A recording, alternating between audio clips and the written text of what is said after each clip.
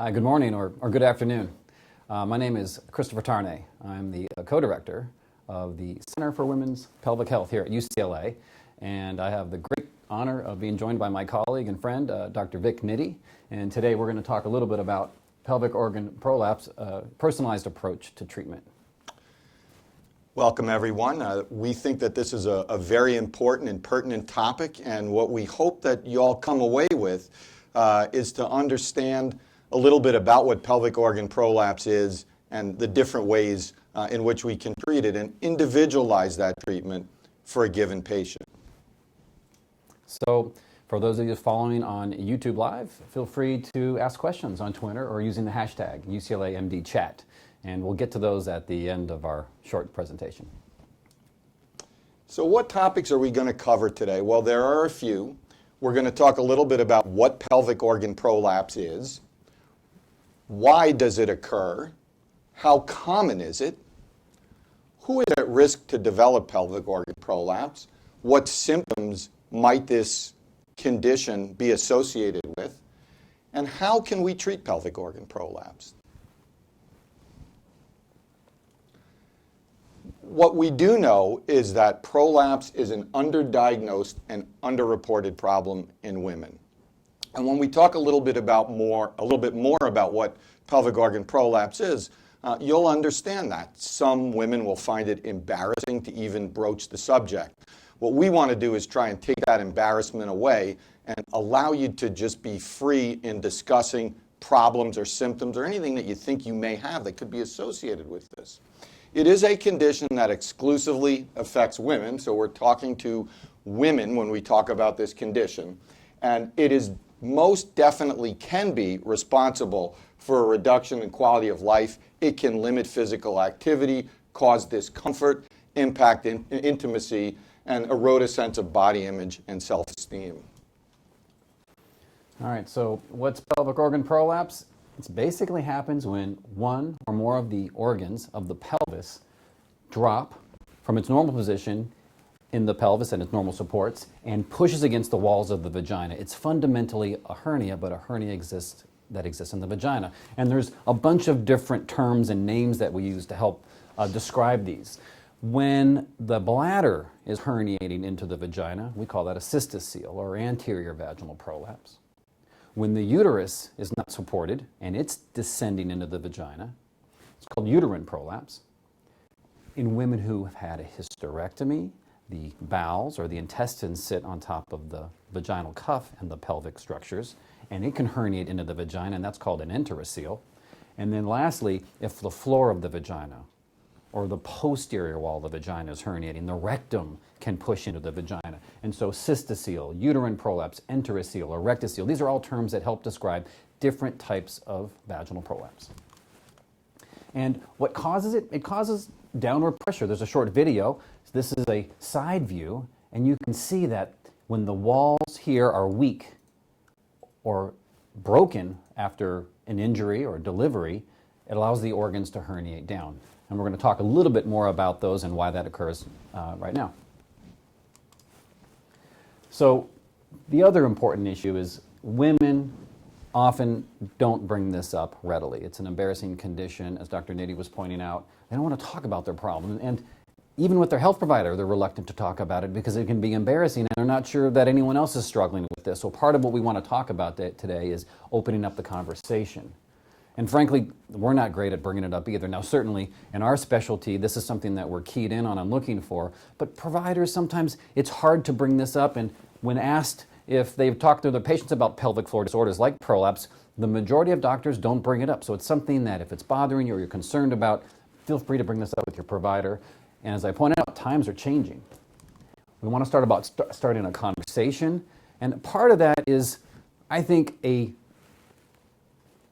erosion or a waiting away from some of the challenges and social paranoias about talking about this. So we've got celebrity spokespersons for things like menstrual cups. We've got new products for bowel control, butterfly pads. Even for incontinence, celebrity spokespersons talking about accidental bladder leakages. And even female sexual dysfunction. It's not all about erectile dysfunction with guys. There's now a conversation that we're able to talk about sexual issues with women, and there are products to help them. So in this climate of increasing openness and the ability to discuss, we hope Prolapse will be a part of that conversation. So let's talk a little bit about the anatomy. So on this particular cartoon here, you will see the various organs that can be responsible for pelvic organ prolapse. Here's the uterus, the bladder, the cervix at the bottom of the uterus, the rectum. Down here is the anus, and of course this is the opening of the vagina, or what we call the vaginal introitus. So what we'll see on this video is that sometimes the bladder will prolapse down, and you can see there the uterus coming down a little bit, but the bladder actually coming out of the opening of the vagina. That's what Dr. Tarnay referred to as a cystocele. We can also have a situation where it's mostly the uterus that comes down. One more back. There you go. It shows cut. And you can see here it's mostly the uterus, but it does bring the bladder down with it somewhat. So it's our responsibility as healthcare providers and as experts in this field to explain to patients exactly what is going on and what is prolapse. Lastly, we have a rectocele, or when the rectum will prolapse out the vagina, and you can see here the rectum is coming out of, or the bottom of the vaginal wall that covers the rectum is coming outside of the vagina. The last cartoon, and just to echo what Dr. Nitti was describing, one of the real important things that we do in our examinations and visits with our patients is to help them understand what is actually going down, going on down in that area. It can be really frightening and scaring to see a large vaginal bulge. I'm going to go back to that. Go ahead and hit one more time there. Try that. This is an example of a woman who's had a hysterectomy where the top of the vagina is prolapsing and there's this large bulge herniating out. That can be extremely frightening to patients, and so part of the visit that we spend a lot of energy on is helping patients understand what's coming down and what isn't.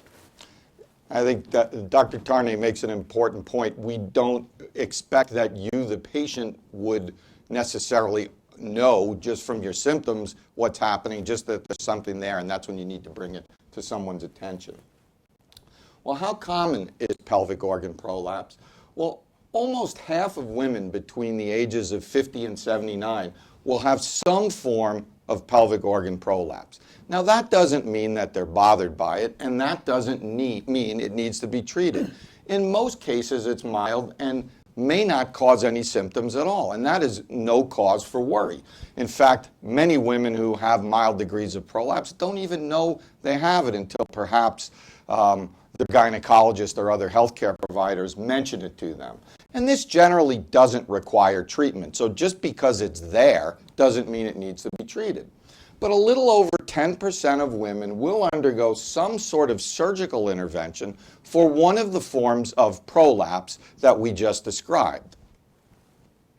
This just goes to show, this graph just shows the relative incidence, with cystocele or bladder prolapse being the most common, then rectocele, and then finally uterine prolapse. But again, when we talk about most common, we don't mean that it needs to be treated. So just that some of these prolapse orders may exist without symptoms or significant symptoms and don't need to be treated.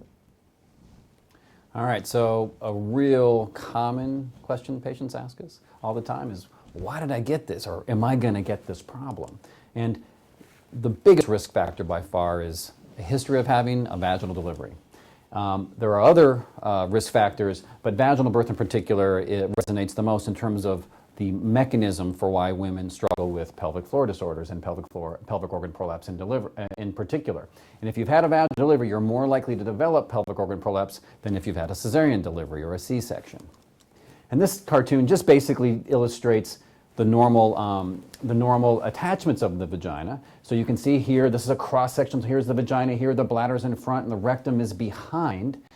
As during the delivery process, when the baby is in the birth canal, it puts stretch on all these support structures, and tremendous stretch. And at times that stretch is so significant and it can actually disrupt some of the fibromuscular connections and the muscles that are attached to that. And even if the patient doesn't express herniation of those organs at that time, it's the long-term sequelae of chronic injury and chronic upright mobility that can actually cause those organs to herniate over time. So sometimes we don't see the manifestations of a pelvic floor injury until years or even decades later. Other risk factors, as I was mentioning, certainly delivery is one of them. Menopause. As women age, the tissues that are estrogen dependent can become weakened after the withdrawal of estrogen, after normal menopause. It appears that women who are white have higher rates than in women of other ethnicities. Certainly being overweight or obesity seems to be a risk factor for pelvic organ prolapse. And lastly, smoking. And another important feature is sometimes it's just genetic. We have no idea what we are still just starting to understand some of the genetics around the incidence of prolapse. We still can't explain why a patient might have 3 or 4 vaginal deliveries and have no herniation of her pelvic organs, and one woman maybe has a single delivery, a 6.5-pound baby, and she's struggling with significant or even massive prolapse. And so this is one of the challenges of moving forward that we're looking into to try to understand who is at risk and how to modulate those risks. So how do you know if you have prolapse? Symptoms of a vaginal bulge. Like I said, this is a hernia of the vagina. Patients will feel or see something protruding to or beyond the vaginal opening. Vic? So, as Chris said, a vaginal bulge, heaviness or pressure. Sometimes you may not actually see or feel something extending beyond the opening of the vagina, but you'll just feel that pressure. And because the bladder and the rectum might be involved, you can get bladder symptoms such as urinary frequency, urgency, or even some leakage, either associated with urge or associated with movement, coughing, sneezing, etc. It can be difficult to empty the bladder if the bladder is significantly prolapsed. You can almost imagine that from those videos that we showed that you could get a kink between the urethra, which is the tube that the urine comes out of, and the bladder, so it may be hard, and some women have to push the bladder or push the prolapse back in order to urinate, and the same can happen with bowel emptying. So as we mentioned, and we want to be very clear, that many women have no symptoms at all. And if that's the case and the prolapse is not severe, it doesn't need to be treated. And again, we mentioned some of those other symptoms. It just sort of reinforces that. So what symptoms might you have that aren't necessarily caused by prolapse, but may be associated with it? And as we said, urinary frequency and urgency, leakage, constipation. Now, sometimes prolapse can be the cause of what is perceived as constipation, and it's usually when women have a difficult time evacuating the rectum, and sometimes may even need to use a little bit of pressure in the vagina to help evacuate stool. There's also just global constipation, and that sometimes can be associated with causing prolapse from chronic straining, but doesn't necessarily mean that by fixing the prolapse, constipation is going to go away, although sometimes it does. Difficulty or pain with intercourse. Usually prolapse doesn't interfere with intercourse, but sometimes, depending on its degree and if there's irritation associated with the walls of the vagina or the cervix, if it's prolapse, it can cause some pain. Frequent urinary tract infections, again, sometimes caused by the prolapse, sometimes just associated with the prolapse. You know, I was thinking the other issue that patients will sometimes describe in relationship to their prolapse is low back pain or pressure, particularly when we have posterior vaginal prolapse or rectus-seals. It is a associated feature, but not usually the main cause of back pain. But we have seen in some patients, if you can correct that fullness and that heaviness down there, the back pain will go away. And I wanted to echo one more thing that Dr. Nitti was saying about the prolapse. Oftentimes patients are identified by their providers during an annual exam that they have a prolapse. In the absence of symptoms, you don't have to do anything about it, and that hernia can just sit there as long as it's not bothering you. All right, so we wanted to talk a little bit about when and why should prolapse be treated.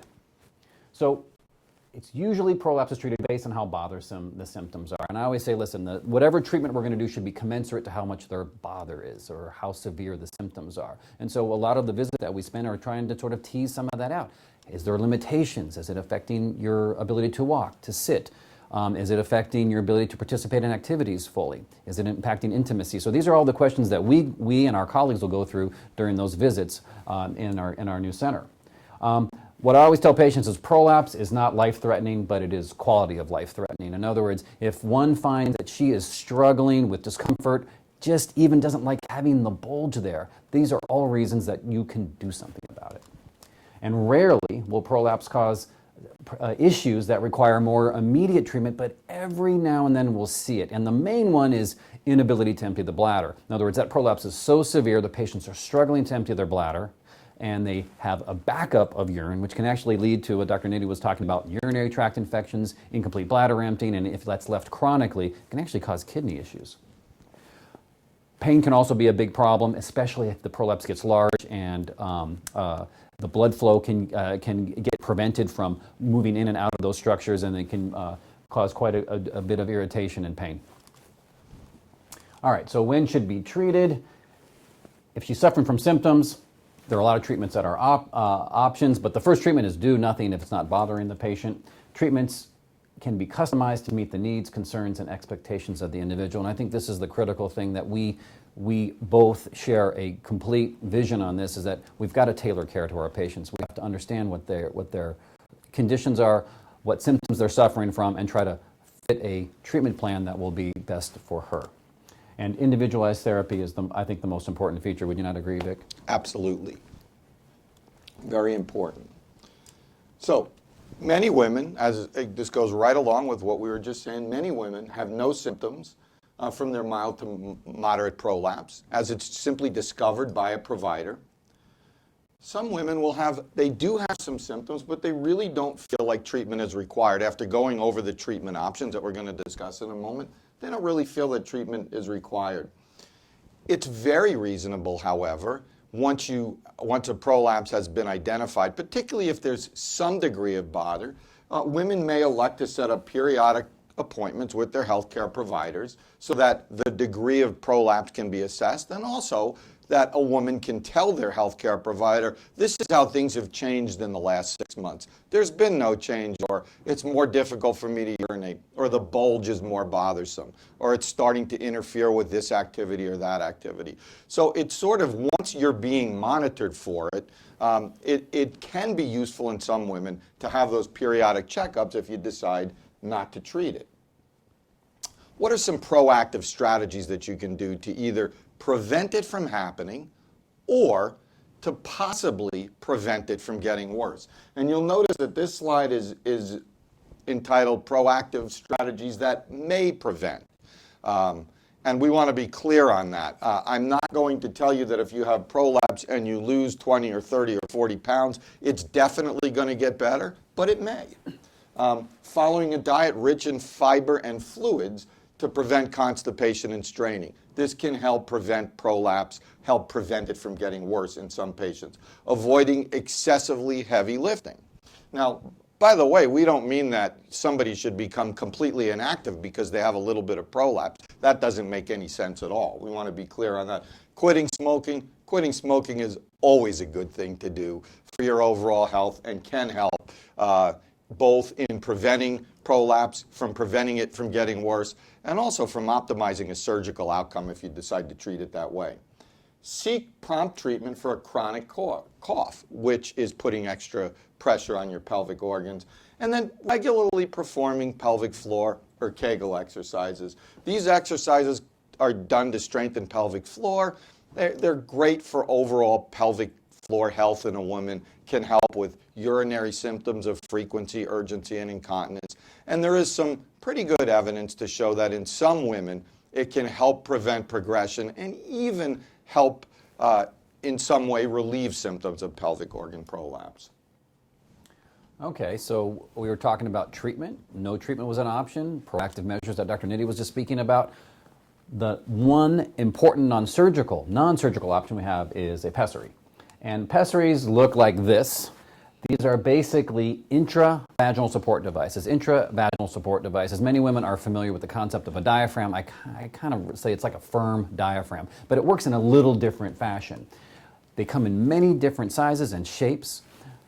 The type and the size that we use is completely dependent on the type and the size of the prolapse. Not every woman is the same. Not every woman has the same prolapse. And so we literally have patients come in and we do a pessary fitting session. And one of my mentors used to say, it's like trying on shoes. We try it, trial and error, have the patient walk around. If it fits properly and the patient is comfortable and her symptoms are alleviated, it is a really effective long-term non-surgical option.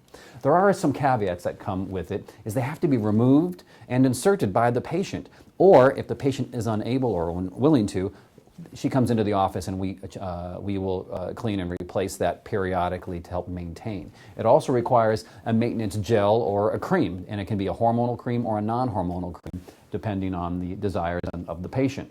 This is a picture of what it looks like. It basically acts like a vaginal support. So it sits in there, it props up the vagina using the distension of the vaginal fornices and the bony structures of the pelvis. And when fit properly, patients don't know what's even in there. The only thing they know is that their prolapse isn't hanging out anymore, and it's extremely gratifying for them to be able to manage this without a surgery. However, it's not a fix. Surgery is like, pessary, is like having like a knee brace. If you had a knee injury, you can either have a knee brace or you could have it fixed surgically. The pessary is the conservative coping strategy, but can be very effective. So there are a number of different types of surgical treatments that can be done. We have vaginal surgeries. We have abdominal surgeries. We have laparoscopic and robotic surgeries. So certainly prolapse can be repaired in a minimally invasive way, either through vaginal or through laparoscopic or robotic surgery. The approach that is chosen really depends upon the type of prolapse, in some cases the age of the patient, and what the patient's expectations are. So what we generally do with patients who are interested in surgery is we go over the various ways that, first explain what the prolapse is, what's prolapsed, go over the various ways it could be treated, and then depending upon the patient's wishes and desires, as long as it is a way that is reasonable for that, that patient's prolapse, we can customize the treatment. And it's really important, we feel, that patients consider all relevant options for their particular type of prolapse. We don't believe in the one-size-fits-all approach to correcting pelvic organ prolapse. So as I said, there are minimally invasive procedures where there are no visible incisions, vaginal surgery, or robotic or laparoscopic surgery where the incisions are very tiny, and when they heal, they really they can't be seen. Often you get back to work within a few weeks and back to activities early. We used to have this philosophy that when we did prolapse repair, that patients should be relatively sedentary for long periods of time, and we don't really subscribe to that philosophy anymore. So vaginal surgery really is one of the minimally invasive ways that prolapse can be fixed. And Dr. Tarnay is going to talk a little bit about laparoscopic and robotic approaches. Yeah, so very similar to what Dr. Nitti was explaining about the vaginal approaches. One also has the option for a laparoscopic approach. These do have incisions on the abdomen, but they're small, keyhole type incisions, we like to say. And similar to vaginal surgery, they can be done in the same day or even an overnight. It can be back to work within just a few weeks and back to full-time activities sometimes within a month. And this is what it kind of looks like if we're doing it laparoscopically. Sometimes we'll add this robotic platform, which helps us do more intricate, more dexterous maneuvers when we use the laparoscope. And this is what it looks like, where the robotic platform is set next to the patient, and as surgeons, we're sitting on a console operating this robot to help us do more refined, very dexterous movements that allow us to do more refined surgery. This is a video of what we look at when we're doing the surgery. And they have instruments that have wristed instruments, and we're able to have 3D viewing because we have biocular vision on this laparoscopes that we're using. The instruments themselves can be moved in 360-degree motion to allow a wristed activity. So some of the limitations that we have with traditional laparoscopy are overcome with this type of device. And this has allowed us to offer more patients more significant surgery, but with a minimally invasive approach. And so we did want to talk about some of the other considerations, and I think both Vic and I spent a lot of our energy talking to patients that we have to customize their procedures and their treatments. There's a lot of concerns when we talk about doing surgery, and one of them is, what do you do when the uterus is prolapsed out? Do you remove the uterus? Do you leave the uterus? What about the ovaries, and what about the tubes? And there's a lot of data that we have now that demonstrate that actually we can offer uterine-sparing procedures, and that's whether we're doing it vaginally or laparoscopically. So in other words, one need not have one's uterus removed. However, there are instances where it may be of benefit, particularly when we talk about durability of repair. Some of the procedures may actually have a benefit if the uterus is removed rather than leaving it behind.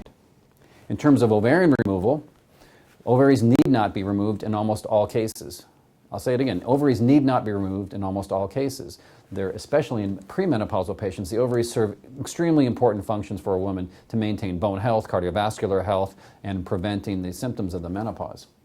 And nowadays we're removing tubes, and we know from our oncology data that we can actually reduce the risk of ovarian cancer and not remove the ovaries. We can reduce the risk of ovarian cancer and not remove the ovaries, and that's simply by removing the tubes, because about 30% of ovarian carcinomas actually originate in the tubes. So by removing that, we can actually help improve a woman's long-term health without any impact on menopause or onset. That's a really important point, because you can keep all the benefits of your ovaries and take away some of the risk of keeping your ovaries. And that's something that we've learned through good data and good science over the last couple of decades.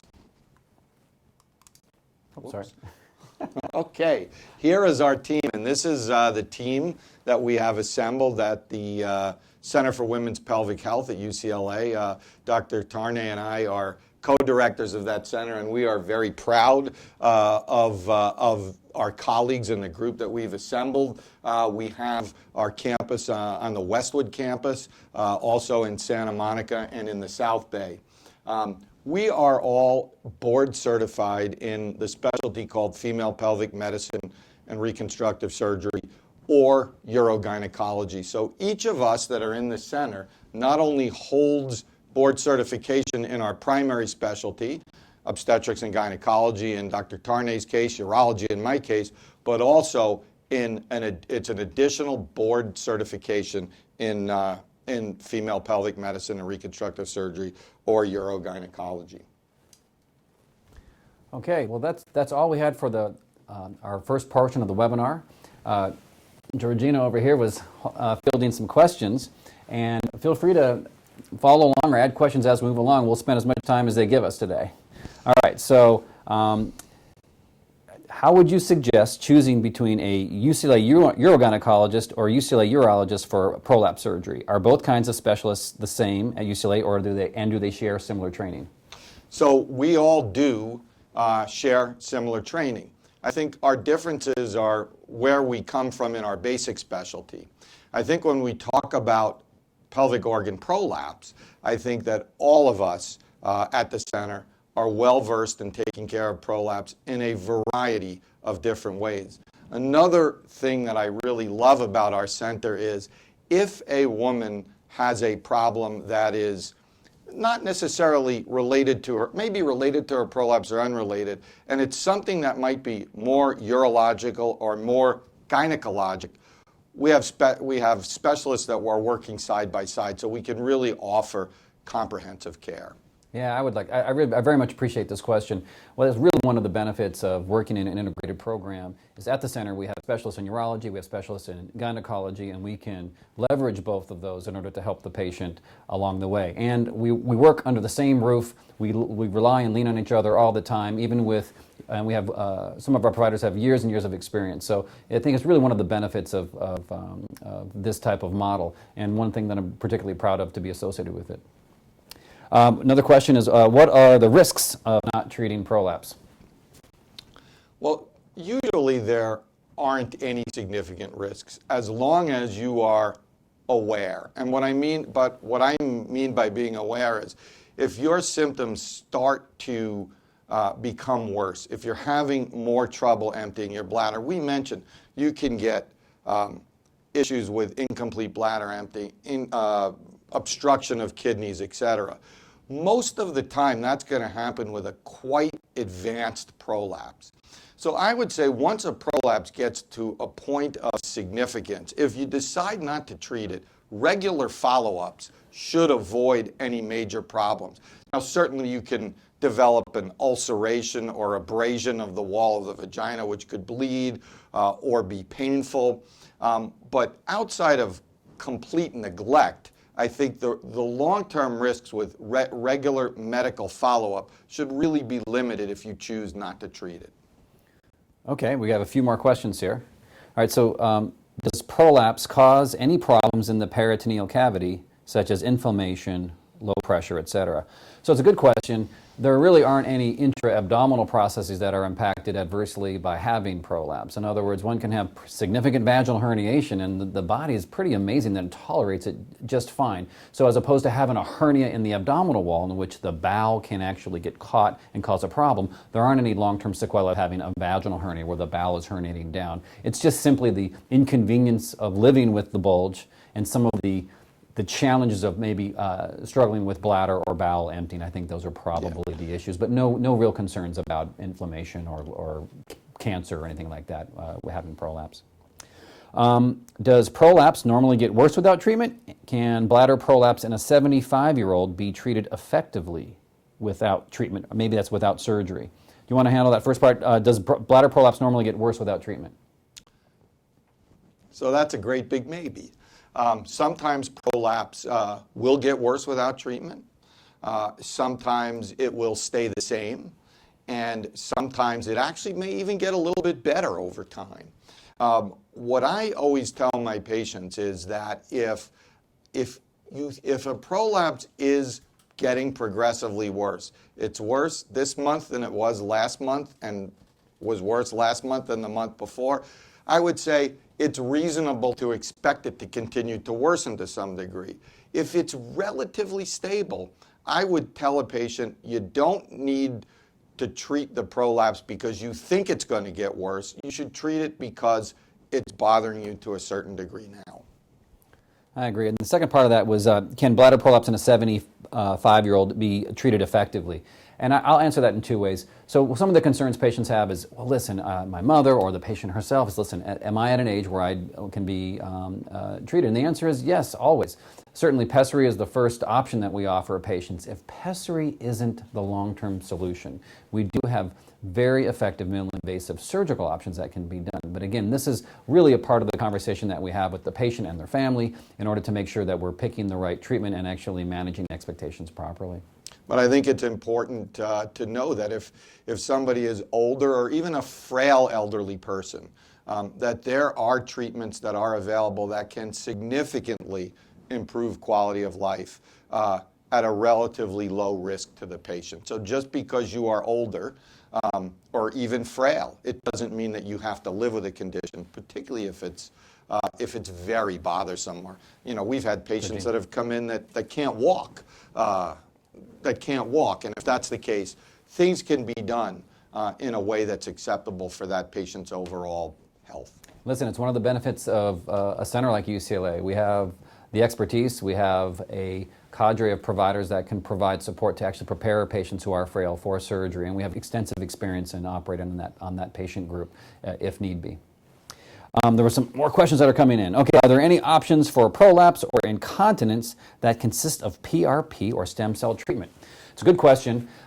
These are both very active areas for research and scientific advancement. We are using progenitor cells in the treatment of stress urinary incontinence. The urinary valve, the sphincter, is a muscular structure, and we're able to actually harvest muscle cells from one part of the body, usually the leg, and we can actually implant those at the level of the urethra so it can actually grow a new urinary sphincter. And there's a lot of trials that are underway currently at UCLA, and if one is interested, you can simply go onto our website and you can find a link to that if you're interested. In terms of PRP, what do you think, Vic? Well, I think with any of these sort of types of treatment like this, anything that develops, I think it's really important for patients to know, as Chris was saying, if there are any of these advanced type of therapies, they're going to be in clinical trials first. And if you are interested in any such treatments, you really need to do it in the under a clinical trial. You shouldn't be misled about any great advances in different types of treatments that aren't proven. Now, that doesn't mean they won't be great treatments in the future. And if you are of the mindset to say, you know what, that sounds really interesting, and I understand the risks and benefits of a clinical trial in any of these therapies, whether it be stem cell or PRP, or, I think it's important to do it in the right circumstances at the right center. Okay. All right, after surgery for bladder prolapse, how long until you can go back to work and do sports like tennis, flying, or travel? So that's a real common question, and it's one we entertain every day with our patients. And I think in summary, the short answer is the following: is once you have surgery and leave the hospital, you're eating, walking, going to the bathroom right away. The critical part is to allow your body to heal. So just like an orthopedic surgery, we are repairing one's tissues. Those have to heal, those have to scar in, and we don't want patients pushing the envelope by immediate return to activity, because that can actually undo some of the work we've done. But the long-term play is once all that healing has taken place, one can expect a resumption of full activity. And the only caveat I'll say is some of the weighted squats and kettlebell and some of the core fitness, those are the death knell of some of our prolapse repairs. But one can swim, run, bike, play tennis, and golf without limitation moving forward after surgery. I think that's important. I think, getting back to sort of normal activities is important. And, when people talk about exercise, as Dr. Tarnay was saying, there's a big difference between going for a walk around the block and doing squats with 20 or 30 or 40 pounds in each arm. So sensible is important. Yeah, actually, and the worst thing you can do, the worst thing a patient can get in trouble with after surgery is constipation. Absolutely. That creates the most amount of abdominal pressure and the weighted squats pale in comparison to that. So constipation avoidance is really what we should spend a lot of time on, but full activity is, I think, a realistic goal. Do muscle relaxants exacerbate this condition? No. So, not to the best of my knowledge. So, use them with caution, but no, that shouldn't be an issue. And then one of our questions here: what are your thoughts about using mesh to repair prolapse, especially with all the concerns? Let's talk about that. This is a really important issue. So, do I need mesh for my prolapse surgery? And the answer is no. Mesh is not required for the repair of prolapse. We have the important thing is at the center we have experts who have an entire tool belt of treatment options that can be offered to the patient. We're not sold on any one particular procedure. It's not our way or the highway, it's your way. The patients have really the final decision after we give them all the information, and mesh is not required. Vaginally, we never use mesh to help support the vaginal compartment. Native tissue repairs, or these traditional repairs that we utilize, use your own tissue with suture, using your own ligaments for support. And I would agree. You don't have to have mesh. There are certain abdominal or minimally invasive repairs where it might be elected. That's a very different operation than vaginal mesh, which, as Dr. Tarnay said, it's not something that we use. So if somebody has an aversion or it's not appropriate for them, or is at high risk, absolutely can have your prolapse repaired without using mesh. Yeah, and you bring up, the question brings up some important points. There's a lot of controversy and a lot of information.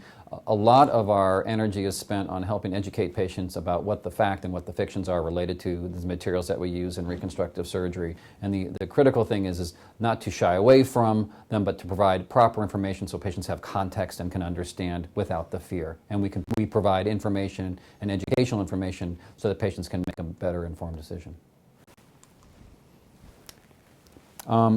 The other question that comes up, and I'm going to skip this, is do I have to have a hysterectomy if I have a prolapse surgery? What do you think, Vic?